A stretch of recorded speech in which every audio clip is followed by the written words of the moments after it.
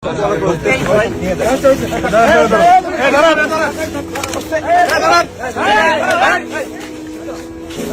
একটা গণতান্ত্রিক সমাজে বসবাস করি।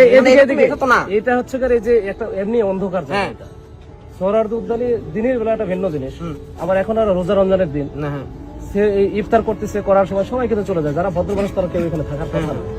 এরা হয়তো জঙ্গলে টঙ্গলে এসে বসে আছে, ভদ্র মানুষ এখানে থাকতে পারে না। এদিক দিয়ে একটা মানুষ, এটা তো রাস্তা না। না এটা রাস্তা না, এটা ভিতরের রাস্তা। ওই দিন এখানে তো অলওয়েজ মানুষজন যাতায়াত করে। আপনারা আজকে রেট দিচ্ছেন, তার মানে এই না যে এখানে মানুষজন যাতায়াত করে না প্রত্যেকদিন। এটা তো প্রত্যেকদিন একটা রাস্তা। খিলগা থেকে কি হেঁটে আসছো? না না, আমি ওইখানে ওই যে ওই গেটের এখানে নামছি। আমি রমজানে নামছি। দাঁড়াও, তুমি ওইখানে না নামা, তুমি হচ্ছে ইয়েতে নামো। আর আমার এদিকটা ঢুকে যাবে ওইদিক। অদ্ভুত, এটা তো আমার ইচ্ছা, এটা তো আমার চয়েস। এটা তো আমরা জানি। এটাও কি আমাকে জোর করে করতে পারেন? ইচ্ছাটা কেন এটা আমরা কেন, কিভাবে জানেন? কিভাবে জানেন? কি জানেন বলেন। না আমার বলতে হবে। মিডিয়া যেহেতু আছে আপনি বলেন।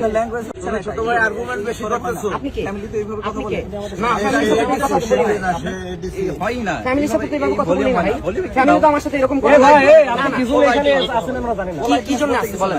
কি জন্য আসছে? এখানে কারা থাকে? কারা থাকে আমি জানি না তো। আমি জানি না তো যারা গাঞ্জাখোর, ইয়াবাখোর তারা আচ্ছা, এখানে থাকে। হ্যাঁ শুনলাম।